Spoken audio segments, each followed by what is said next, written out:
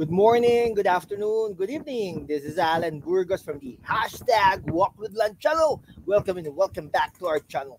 Guys, if you are not yet subscribed to our channel, please do it so now so that you can be a part of this growing family. We are now officially 7,248 subscribers. Thank you so much, guys. God bless you all. And then please share this to your friends, to your colleagues, and to other people so that they can be able to know this particular channel. Hashtag Walk with Lunch channel.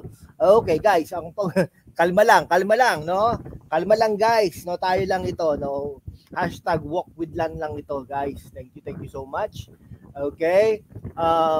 Ano po, no? Ang pag-uusapan po natin today ay yung regards po doon sa pagsuspinde, no? Pagsuspinde doon po sa governor ng ng Davao del Norte, no? Suspended, no? Yan, suspended. Ano pa pala 'yun? Ano pa pala yung guys, no?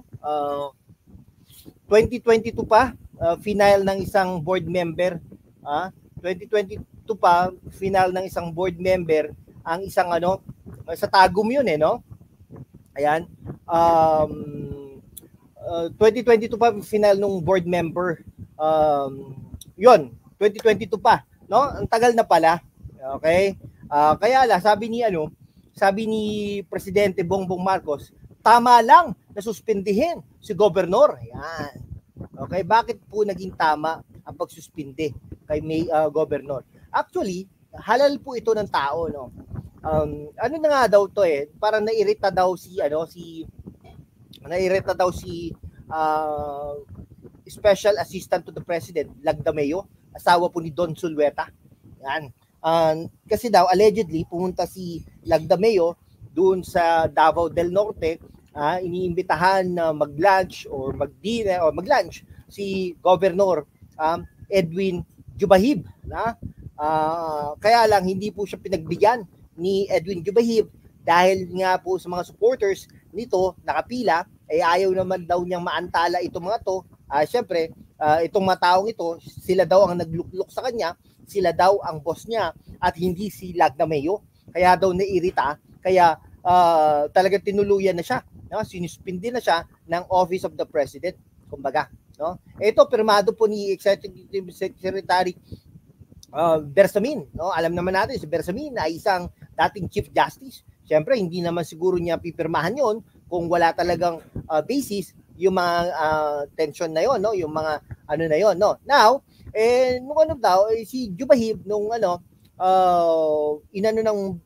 ini-enforce ng DILG doon sa evacuate ang kanyang opisina noong April 11, 60 days po kasi na may preventive suspension etong si Jubahib, no? Alam niyo po ba ang nito si Jubahib ay nag-umpisa po from rags to riches ito no?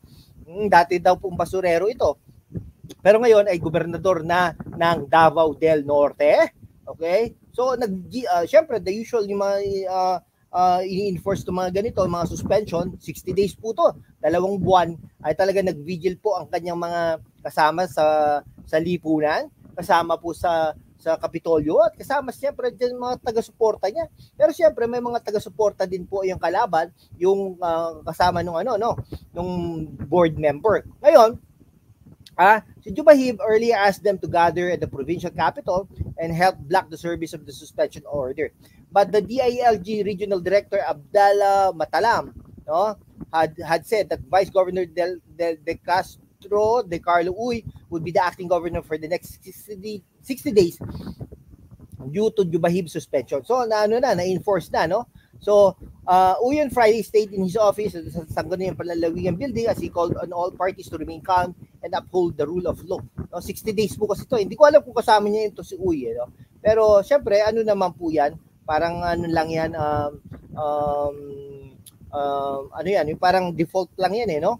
Now, yung preventive suspension na ito is part of the due process. Sabi ni sabi rin ni Pangulong Bongbong Marcos, no, may legal procedures ito. No, yung Vice Governor's Office naman remains committed in helping with the issues of calm and lawful manner, sabi ni Uy. No? So, syempre, definitely po yung Vice Governor siya po talaga yung status ko no, siya po talaga yung mag-ano kahit kalaban niyan o ano kakampi, no? Sabi niya, we will continue to serve the people of Davao del Norte to the best of our ability despite the circumstances. Okay? So tuloy-tuloy yan. Kung masuspend ngayon niya, preventive suspension, dudulog yan sa Supreme Court definitely. Ang kampo ni Juwahib, no? Yung gobernador si Kuya. No, ngayon, pag nag-ano yan, talaga namang ano yan, tuloy-tuloy na yan. Baka nga hindi na suspension, kakasuhan yan ng gobyerno ni Bongbong Marcos. Juwahib suspension, yan, may administrative complaint kasi by board member Orly Amit noong November 24, 2022. Okay? Ay hindi, ano pala? Sorry nag-assume ng office si Bongbong Marcos June Ano ba sinasabi ni na matagal na daw to? Anyway, panahon pa pala ni Bongbong Marcos ito. Akala ko naman panahon ni Pangulong Duterte nung nakarang eleksyon, di pala, no? So, sabi ni Juwahib, he ordered the recall of Amit's capital issued service vehicle and assigned it to the Provincial Engineering Office, but he said the vehicle was returned to Amit the following month. Okay. Kasi yung bakit wala bang karapatan ng gobernador na mag-issue ng ganyan, na mag-recall? The vehicle recall was allowed because of the Provincial Engineering Office needed it then, hence he did nothing illegal. Ano nang problema doon, no? Napaka-entitled naman itong board member nito, itong Amit nito, no? Okay? The vehicle was under the control of the Provincial Governor's Office and was only lent to board member Amit out of good and sincere intentions. Ayun naman pala Napaka naman, entitled naman itong na to, itong governor na ito. Sobra naman, no? So, dahil diyan dapat wala pong suspension, kumbaga, no? Sabi naman ni Amit, claimed the suspension of the office was without basis and ignored due process, no? Yan. Okay? He even wrote 2 times to the office of the president asking for extension to file his answers, Amit said. Therefore, it's clear due process was followed. It's not true that the governor was uninformed about this case. Hindi, ang kasi diyan is no, napaka-entitled mo naman board member Amit, no? Ito sasakyan ito ng gobyerno. Okay?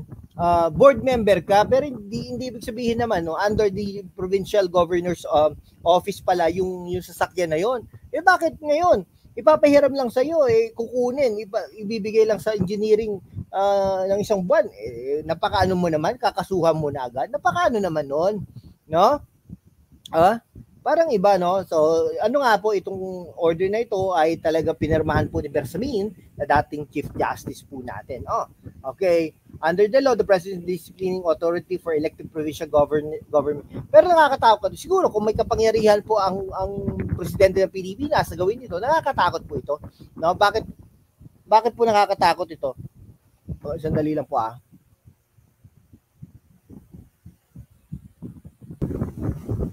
Okay, going back, pasensya na po kayo, no? So, yun, no? Binabasa ka nga po natin dito. Para sobra naman.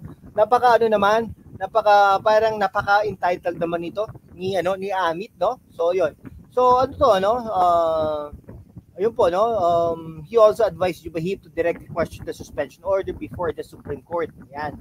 Talaga to. Ay, pala, si Juwahib po ay protege ni former Speaker of the House of Representatives and now Davao del Norte, Pantaleon Alvarez, no? Had aligned with Duterte after former House leader had mended fences with the former president. Alvarez sees politics as the reason for Juwahib's suspension, no?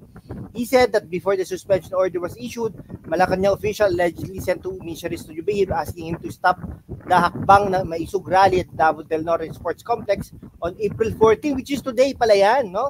Which is Duterte is the main guest for that, no?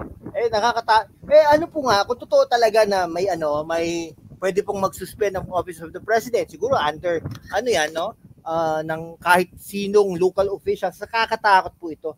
Na paano kung yung local officials na yon ay ayaw sa presidente ng Pilipinas, very critical, ay sobrang nakakatakot po yun. No, baka mawalan po tayo ng demokrasya. So kaya po ingat-ingat din po tayo, Pangulong Bongbong Marcos, sa ating mga pagsuspinde ng mga local officials. Pero dati nga nung kay Cory, kay Ramos, kay maraming mga suspended na officials, including Binay pa nga yun, 'di ba? yung kay Gloria Macapagal Arroyo, si Binay, na-suspend na yun eh. No? Madalas masuspend sa mga kaso niya. Sige po, hanggang dito na lang po mga kaibigan ko. Maraming salamat po. Kung hindi pa po kayo nakapag-subscribe sa ating channel, mag-subscribe naman po kayo para naman we can be able to maintain and sustain this channel. Thank you so much guys. God bless you all.